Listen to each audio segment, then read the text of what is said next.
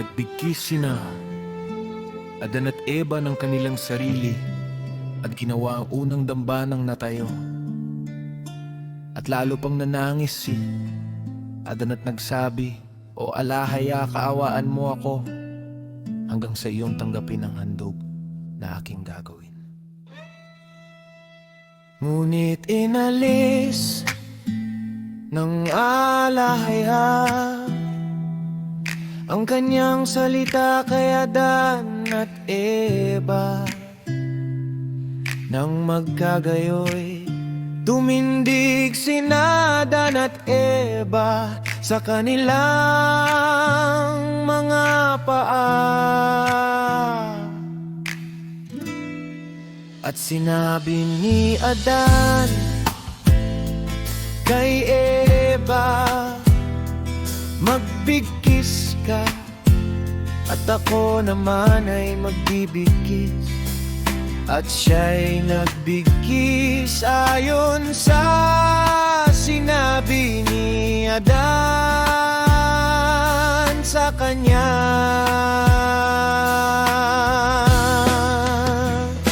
Ngang magkagayoy, kumuha sina Adan at Eva ng mga bato at inilagay ang mga ito sa hugis ng isang dambana. At kumuha sila ng mga dahon mula sa mga punong nasa labas ng hardin na kanilang ipinangpunas sa mukha ng bato sa dugong kanilang naisaboy. Ngunit ang mga patak na nahulog sa buhangin, tinipon nila kasama ang alabok na kinahaluan nito at inihandog sa ibabaw ng dambana bilang isang alay sa alahaya.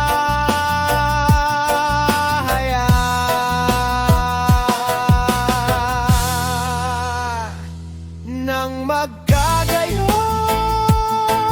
tumayo sina Adan at Eva sa ilalim ng dambana at nanangis, at sa gayoy nakikiusap sa alahaya, "Patawarin mo ang aming paglabag at aming kasalanan, at tingnan mo kami na iyong mapagkandiling mata, sapagkat noong kami ay nasa hardin ng aming mga papuri at mga akwin ay patuloy na umaakyat sa harap mo."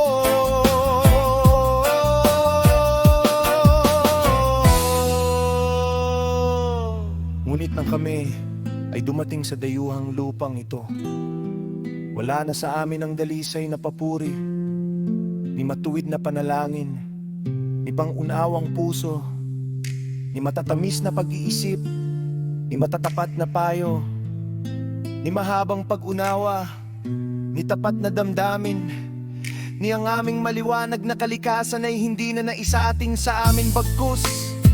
Ang aming katawan ay nabago na mula sa anyong taglay nito noong una, nang kami ay likhain. Subalit ngayon, pagmasdan mo ang aming dugo na inihandog sa ibabaw ng mga batong ito, at tanggapin mo ito mula sa aming mga kamay, tulad ng papuri naming ipinadaing sa iyo noong una nang nasa hardin.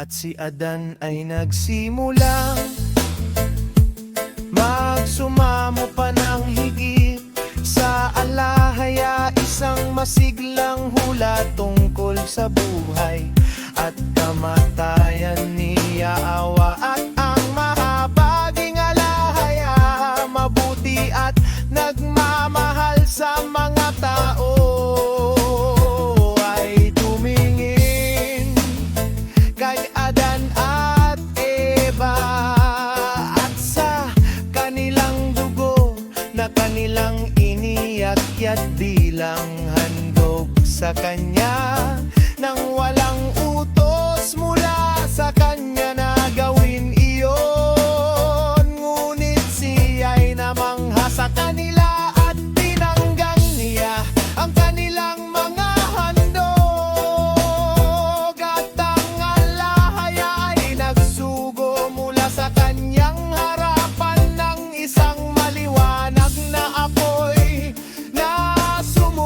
sa kanilang handog.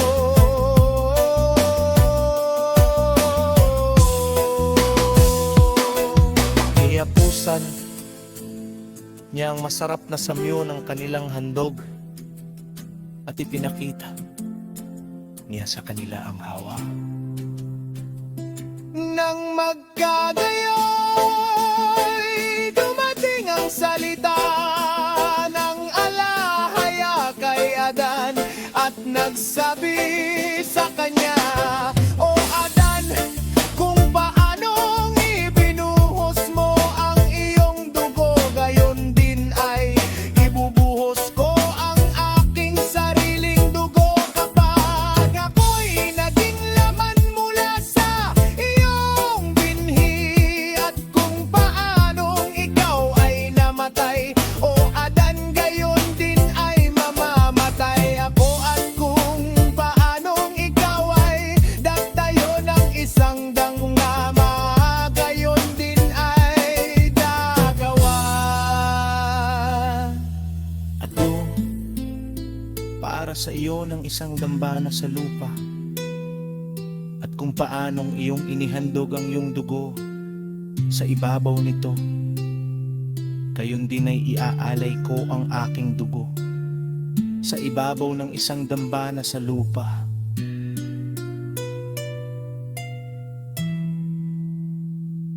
At kung paanong ikaw ay humingi ng pag-awalan sa pamamagitan ng dugong iyan, gayon din ay gagawin ko ang aking dugo na kapatawaran ng mga kasalanan at pawawalan ng mga paglabag sa pamamagitan nito.